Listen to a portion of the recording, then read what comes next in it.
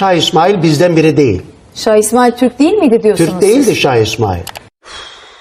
Gəlin faktlarla danışaq. Şah İsmail 1487-ci ildə doğulub, Səfəvi dövlətinin qurucusudur. Atası Şeyx Heydər, babası Şeyx Sünid Türkmən idi. Anası Aləmşah bəyim isə Ağqoyunlu hökmdar Uzun Həsənin qızı idi. Yəni ata da türk, ana da türk. Başqa nə lazımdır? Bunlardan savayı əgər ki hələ də qane olmayanlar varsa, ki olmamalıdırlar, mənbələrlə danışa bilərik. Rus tarixçisi Petrushevskinin, Alman tarixçi Brekmalının və türk tarixçi Haqqı Uzun Çarşılının verdiyi məlumatlara əsasən Şahın və Qızılbaşların türk olduğunu deyirlər. Bəs niyə bu qədər mübahisə var? Çünki Səfəvilər dövründə fars dili dövlət dili kimi istifadə olunurdu. Amma Şah İsmail özü türkçə şeirlər yazırdı, qoşunlar da türklər idi. Təbii ki, bunlardan başqa 100 mənbə verə bilərik, lakin məzhəbçilik edən bir insana çox da fikir verməmək lazımdır. Bu mövzuda mənim sözüm bu qədər. Tarix faktlarla maraqlıdır, miflərlə yox.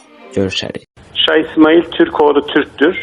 Bildiğinizde de konuşuyorsunuz, bilmediğinizde konuşuyorsunuz. Biraz da bu millete saygı Hocam, ederim. Tufan hocam İran tesirinde kalmışsın. Biraz değiştir, Osmanlı kaynaklarını da oku. Kaynaklarını senden çok okudum, merak etme.